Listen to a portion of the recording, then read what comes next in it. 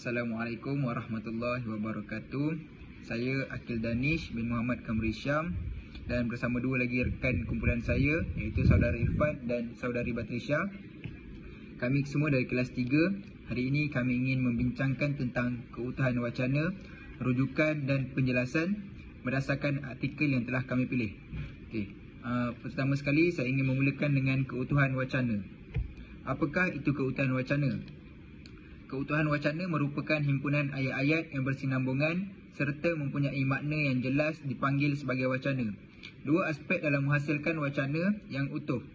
Ada dua aspek. Yang pertama, koheren dan yang kedua, kohensi. Apakah koheren? Koheren merupakan urutan, iaitu kesinambungan idea yang menjadi wacana itu suatu teks yang bermakna dan dapat difahami. Apakah kohensi pula?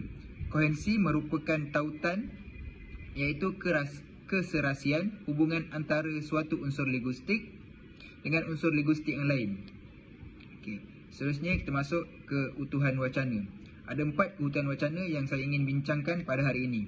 Yang pertama, keutuhan wacana semantik. Yang kedua, keutuhan wacana fonologi. Yang ketiga, keutuhan wacana leksikal.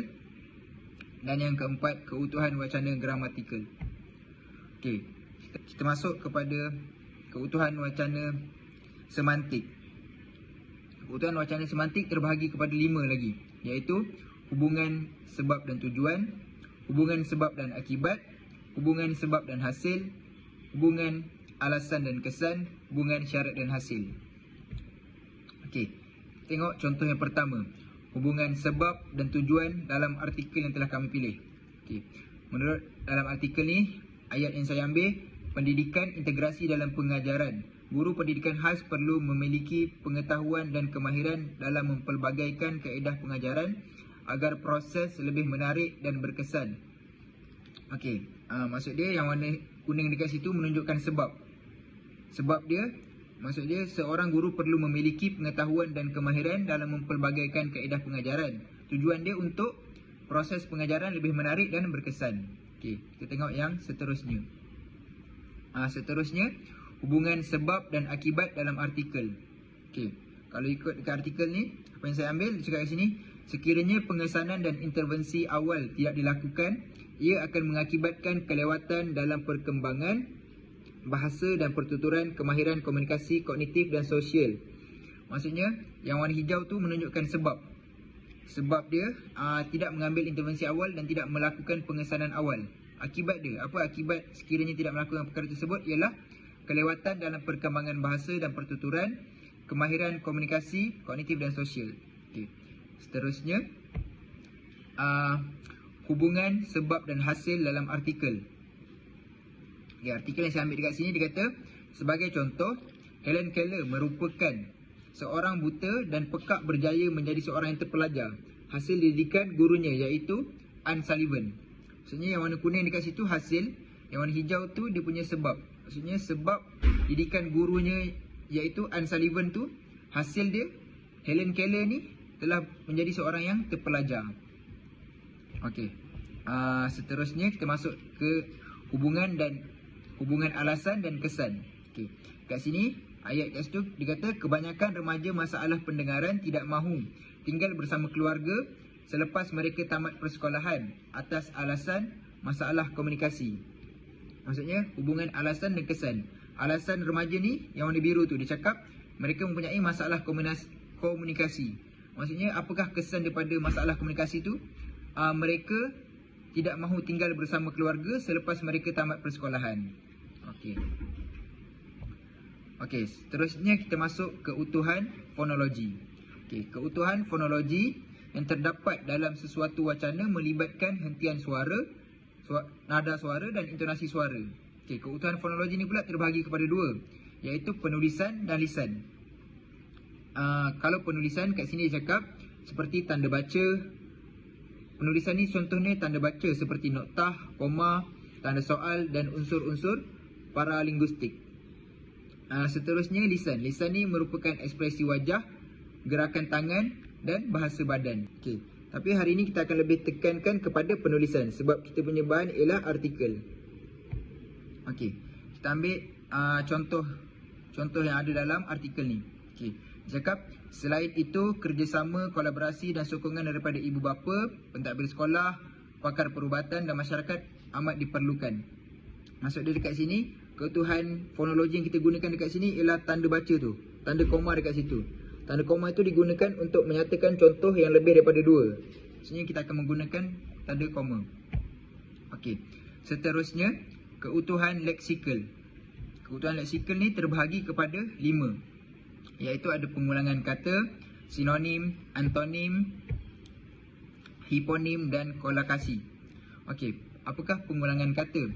Pengulangan kata merupakan setiap perkataan diulang penuh tanpa sebarang perubahan. Sinonim merupakan perkataan yang bersamaan maksud dan antonim merupakan perkataan yang berlawanan maksud. Hiponim merupakan makna sesuatu perkataan merupakan sebahagian daripada makna perkataan lain. Maksudnya perkataan yang mempunyai banyak makna. Seterusnya yang terakhir kolokasi. Kolokasi merupakan 2 perkataan atau lebih yang merupakan perkataan tersendiri dan kebiasaannya dikaitkan antara satu sama lain. Okey, kita masuk yang terakhir sekali, keutuhan gramatikal. Keutuhan gramatikal terbahagi kepada 4, iaitu ada penanda rujukan, penanda penggantian, penanda elipsis dan penanda hubung. Okey, kita masuk contoh untuk penanda rujukan. Penanda rujukan ni maksud dia ingin merujuk kepada siapa, iaitu atau kita lebih kenali sebagai kata ganti nama diri. Okey, dekat sini dia cakap kejayaan seseorang dalam hidup dan kerjaya banyak didorong oleh ibu bapa. Maksudnya ibu bapa dekat situ merupakan contoh penanda rujukan sebab dia merujuk kepada ibu bapa. Ibu bapa juga merupakan kata ganti nama diri yang ketiga. Dan dicakap kat sini juga, dan guru-guru yang mendidik mereka. Mereka juga menunjukkan kepada kanak-kanak tersebut. Seterusnya, kita masuk kepada contoh penanda penghubung. Contoh penanda penghubung ni merupakan penanda untuk kita menghubungkan satu ayat kepada ayat yang lain. Maksudnya kalau seperti dulu kita panggil ini sebagai penanda wacana. Contoh penanda wacana yang terdapat dalam artikel ini ialah oleh itu. Maksudnya dia menggunakan oleh itu di sini untuk menyatakan sebab. Dan seterusnya dia menggunakan walau bagaimanapun. Walau bagaimanapun ni dia untuk memberikan sebab yang berlawanan dengan apa yang ingin disampaikan sebelumnya. Itu saja untuk keutuhan wacana. Seterusnya saya serahkan kepada saudara Afif Irfan untuk rujukan. Sekian, terima kasih. Okey, terima kasih atas pembentangan saudara Akil tadi. Saya akan teruskan pembentangan ini dengan rujukan. Nama saya Muhammad Afif Irfan bin Azrul dari kelas PP T1S1 3. Okey. Seperti yang saya lihat atau yang saya kaji, artikel yang kami pilih ini ia diterbitkan pada 2018, yang di mana 2018 APA yang digunakan masih lagi menggunakan edisi ke-8, edisi ke-6. Dan edisi ke-6 adalah edisi yang kurang maju berbanding edisi ke-7. Berbanding dengan edisi ke-7. Yang saya lihat pada yang digunakan dalam video ini, mereka masih menyatakan lokasi penerbit, lepas tu menggunakan nama penuh tanpa mengikut format APA, begitu. Okey, jom kita lihat seterusnya. Ini adalah contoh macam mana kita nak buat format APA. Sebelum tu kita kena kenali dia apa itu APA. Okey. Umum mengetahui bahawa APA itu ialah American Psychological Association. Okey. Ini digunakan secara umumnya dalam penulisan ilmiah khusus. Dan hanya untuk tugasan yang diberikan yang melibatkan sumber rujukan. Kebanyakan digunakan untuk melihat atau menjadi bukti apakah yang telah kita tulis ia betul yang kita rujuk atau tidak. Begitu. Artikel ini juga ia mengandungi tarikh, nama penerbit, nama penulis, di mana bila artikel itu dikeluarkan, serta laman web untuk pergi melayari dan melihat tersebut. Okay. Seperti yang kita ingat tadi, ini adalah senarai rujukan. Cara penyampaian ni ialah nama dia digunakan dengan nama akhir. Tidak sama seperti edisi ke-6 dahulu. Edisi ke-7 ni lebih mudah digunakan dan lebih maju. Seperti yang saya cakap, cara menyenaraikan nama adalah dengan memberikan nama akhir tersebut, kemudian memberikan huruf permulaan, nama penahan atau tengah. Sebagai contoh, kita boleh lihat Harry Golding. Ia menjadi Golding, H. Itu adalah cara untuk menulis nama. Lepas tu, untuk Lee Chong Wei. Lee Chong Wei kita ada Lee, lepas tu koma C, lepas tu noktah W. Macam tu. Okay, seterusnya kita ada cara untuk menulis rujukan mengikut format secara asasnya. Secara asasnya, jika kita lihat daripada senarai rujukan, iaitu dari segi artikel ataupun jurnal, kita kena membuat nama penuh artikel tersebut. Yang pertama, baris pertama kita kena lihat nama penuh artikel tersebut. Lepas tu, tajuk, apakah tajuk yang digunakan dalam artikel itu. Lepas tu, kita kena buat nama jurnal ataupun nama artikel yang telah diterbit itu. Seterusnya, dalam baris seterusnya kita kena buat lagi, berapakah muka surat artikel itu, di manakah muka surat artikel itu dengan lebih detail, di mana kita ambil isinya. Begitu.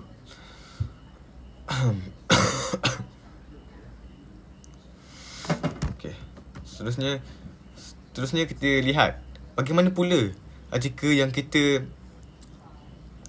yang kami gunakan, yang edisi ke-6 ini, apakah perbezaannya daripada edisi ke-7.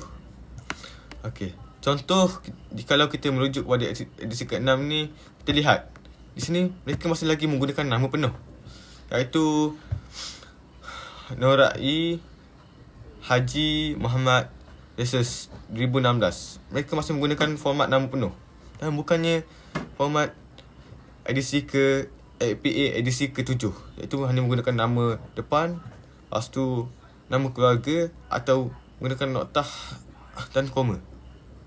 Lepas tu mereka menggunakan model dan kurikulum pendidikan Al-Quran holistik bagi OKU. Mereka masih menggunakan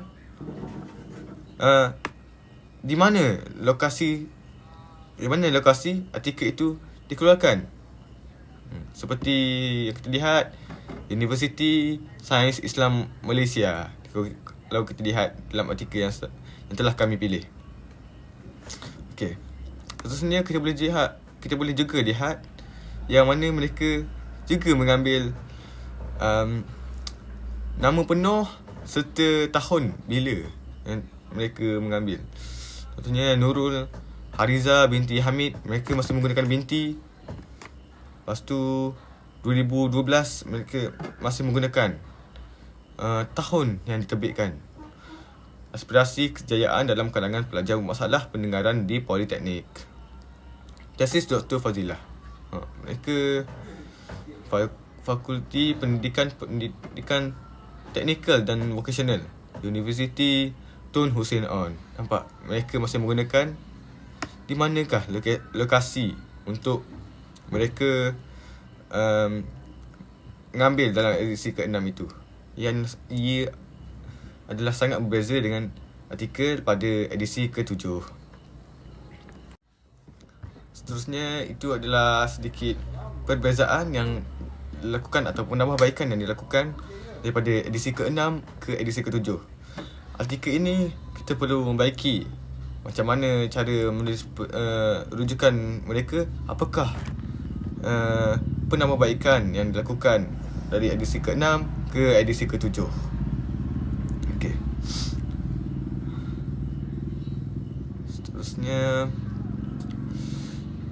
Seterusnya saya menyerahkan pembentangan saya ini kepada saudari Patricia. Jadi saya akan menyambung perbincangan dalam topik ini, iaitu kejelasan. Okey, apa maksud kejelasan? Kejelasan ialah isi kandungan jelas, tepat dan tidak kabur serta senang difahami. Kejelasan ini perlu disokong dengan bukti yang kukuh agar lebih jelas dan difahami oleh pembaca yang lain. Terdapat beberapa konsep kejelasan, iaitu kejelasan haruslah mempunyai isi kandungan yang jelas, tepat dan tidak kabur, kata-kata yang pendek, ringkas dan padat, penilaian keseluruhan organisasi dalam penulisan, mengandungi kohesi dan koheren, bahasa komunikatif, strategik serta berstruktur digunakan dalam penulisan ini. Seterusnya, kita pergi kepada penulisan yang jelas dalam aspek ayat topik serta ayat isi. Jadi, ayat topik ini ialah umum, manakala ayat isi ia mempunyai berperanan yang penting dalam sesuatu penulisan. Selain itu, ayat topik adalah idea utama. Ayat topik juga ialah ayat yang mempunyai aspek yang dibincangkan dalam sesuatu penulisan. Manakala ayat isi adalah ayat yang memperkukuhkan ayat topik. Ayat isi juga ayat yang menyatakan bukti sesuatu penulisan. Jadi seterusnya kita pergi kepada kohesi. Kohesi bermaksud hubungan rapat antara bahagian dalam teks yang menggunakan penanda wacana yang bersesuaian dengan ayat. Kohesi terbahagi kepada dua, iaitu kohesi gramatikal dan kohesi leksikal yang terdapat dalam artikel. Apakah maksud kohesi gramatikal? Kohesi gramatikal adalah hubungan dalam teks yang menggunakan unsur bahasa atau makna yang berubah-ubah yang sesuai dengan ayat. Kohesi leksikal pula ialah kepaduan yang dikecapi menerusi pemilihan kata. Ia dapat dibina dengan pengulangan, sinonim, antonim serta himponim. Jadi, terdapat beberapa kohesi yang telah saya kenal pasti dalam artikel tersebut. Kita pergi kepada contoh kohesi gramatikal penggantian dalam artikel. Dalam aspek ini, murid-murid masalah pendengaran memerlukan pendidikan yang sesuai mengikut tahap kemampuan mereka. Murid-murid merupakan frasa nama yang telah digantikan dengan mereka. Seterusnya, terdapat juga contoh kohesi gramatikal penghubung di dalam artikel yang telah saya kaji. Kejayaan seseorang dalam hidup dan kerjaya banyak didorong oleh ibu bapa dan guru-guru yang mendidik mereka. Perkataan "dan" merupakan penghubung dalam ayat tersebut. Seterusnya, kita pergi kepada contoh kohesi leksikal reiterasi dalam artikel. Pelbagai karenah murid-murid daripada pelbagai kategori ketidakupayaan memerlukan guru mempersiapkan diri dengan pelbagai kepakaran dan kemahiran untuk berhadapan dengan murid-murid kurang upaya. Perkataan kepakaran dan kemahiran membawa maksud yang sama. Jadi, kita pergi kepada koheren. Apa maksud koheren? Koheren ini adalah elemen yang mempunyai perkaitan idea dalam sesuatu teks. Ayat ini perlu ditulis dan mempunyai perkaitan antara satu sama lain. Jadi, mari kita tengok contoh koheren dalam artikel. Guru perlu membuat persediaan yang rapi agar proses pengajaran dan pembelajaran menjadi lebih berkesan. Jadi, dalam ayat ini, guru perlu membuat persediaan yang rapi kerana proses pengajaran dan pembelajaran menjadi lebih berkesan. Jadi, apabila seseorang guru membuat persediaan yang rapi, maka pengajaran dan pembelajaran untuk murid-murid itu lebih berkesan. Jadi, terdapat perhubungan antara ayat ini. Jadi, itu saja daripada kami. Sekian, terima kasih.